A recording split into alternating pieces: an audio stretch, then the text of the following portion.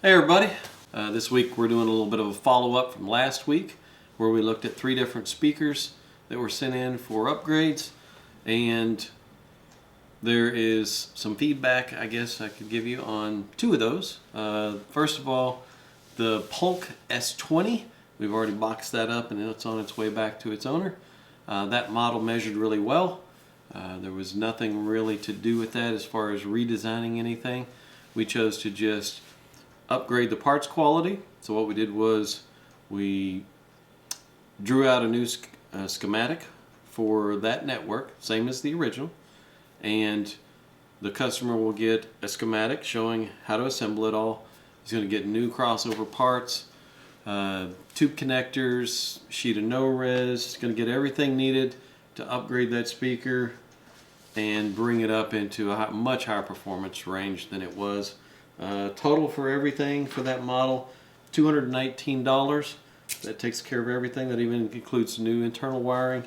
So for all you guys out there that own the Polk S20s that measured pretty well from the factory, we have that upgrade ready for you. You can just give us a call and we'll send that out to you, and you'll have a whole schematic to go by, everything you need. We'll support you, talk you through it if we need to. Should be a pretty easy upgrade. It's not a very complex network. Guys over there did a pretty good job designing it. Now, which brings us back to this little booger here, this little Klipsch model that we looked at and decided it was going to need a little help.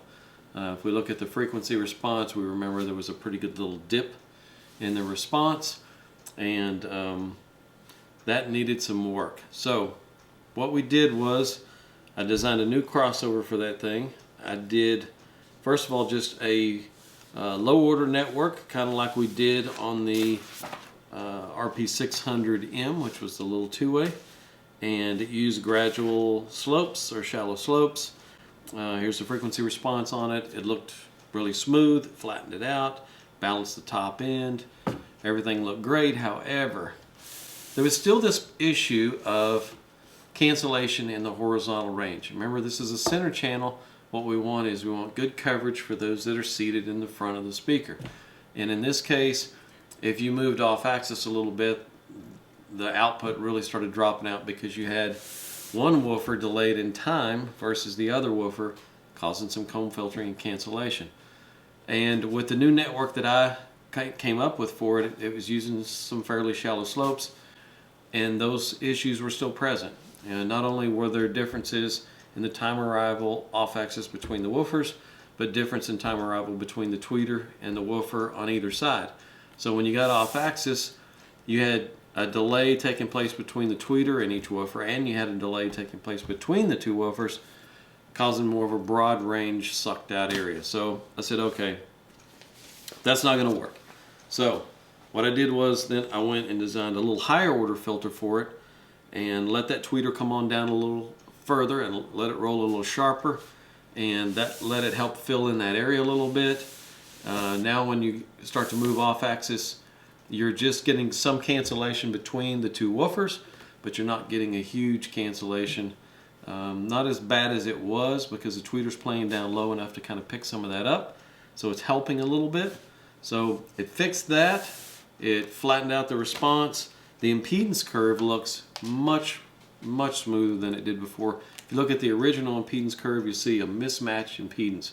You'll see low impedance down at the woofer end, and up the tweeter end you see a real high impedance where they just did an inline resistor to balance the output levels, but they didn't do an L-pad or anything to keep the impedances balanced.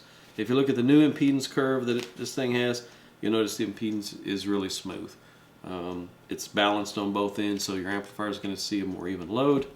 The vertical off axis as you stand up and down the room stays almost exactly the same. You're really not moving that much off axis. And the vertical off axis, when you're looking at it here as a center channel, you know, going upward, looks good in that regard. Again, spectral decay really clean. No issues there with the spectral decay. It's very clean across the board. And so we fixed some physical problems, and also we upgraded the parts quality by a lot. This was the binding post cup that goes on the back. What we're going to have you do is we're going to have you unscrew this old crossover and just remove it, throw it away. We're going to chase these holes with a little bigger drill bit and install a set of tube connectors, which is going to improve the connection. That's going to open it up in clarity and detail levels across the board. We're going to replace all of this with these higher quality parts here. There's two inductors in the woofer circuit. One's in a little bit of a notch filter, one's in line. And then there's one in the tweeter circuit. In the tweeter circuit, we're going to use a Sonic cap for improved clarity and detail levels across the board. Hard to beat the Sonic caps in clarity. There's two ERSI poly caps. It's polypropylene inductors that are going to go in the woofer circuit. And that's perfectly appropriate for the application. There's only two resistors in the circuit. In this case, we're going to use the Link. High quality resistors there. They are much higher quality than the old sandcast resistors. We're not using iron core inductors. All of these are air core inductors. And of course, no electrolytic capacitors. The performance of this thing is going to open up across the board. Clarity, detail levels, everything. Space between notes, vocal region is going to be more natural. It should improve everything a lot. So we're going to give you all the crossover parts, one pair of tube connectors, all new wiring to wire everything up, and one sheet of no-res. Here's a sheet of no-res here. You guys have seen no-res before. It's a heavy damper. It's got a 1-inch foam layer. It does not take up airspace. Of course, the damper is a 70 mil damper. It does take up some airspace, but when you put an open cell foam in the box, it slows down the airflow in the box, makes the box act if it's a little bit larger box. So the two tend to cancel each other out. It's neutral and taking up airspace. So in case you guys want to hit me with that question, I know somebody does every time. It does not take up any airspace. So before and after impedance curve shows that the tuning is about the same. And this, of course, has the flared port on the back, which it works really well. It's a really good port. This stuff cuts really well on a table saw. If you just want to lay this down on a table saw, lay it face up, or in other words, the backer up, and run that through the saw, you can just cut this up in little pieces. It's got a pressure-sensitive adhesive on the back, so you just peel and stick, and you just reach through the woofer holes and put that on all the panel areas, and it will take care of some of that resonance of all these panels. Tighten all that up. It'll give you improved bass response, tighter, cleaner bass. It'll open up the vocal region a little bit and make it a little less boxy sounding, and a little more open, a little more natural, have a little more body to it. So you're going to get all that, everything you need. If you have questions, you can ask me. I'll walk you through any aspect of it.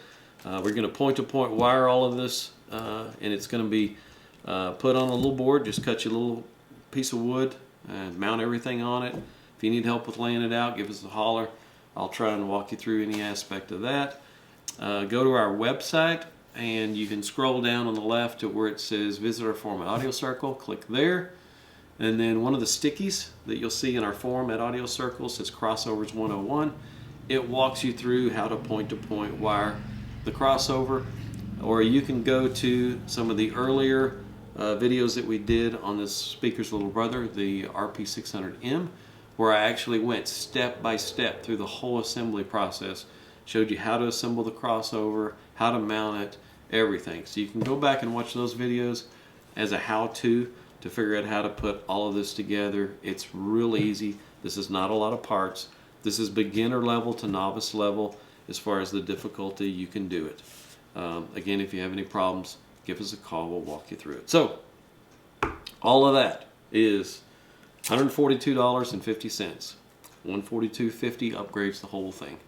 And if you're interested in one, this one that belonged to the customer that sent it in to us, he's decided to go with one of our kits instead.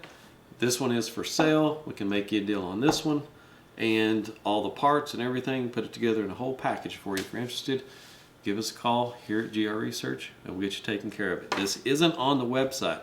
Remember, I can't put all these upgrades on the website as fast as I'm doing upgrades for speakers. I'd spend more time building web pages. Can't do it. It's not on the web page. Pick up the phone and give us a call. You can order this upgrade. If you have any questions, drop them in the comments section. That's it for this week. And we're going to get into some more fun stuff next week. Thanks for tuning in. See you guys next time.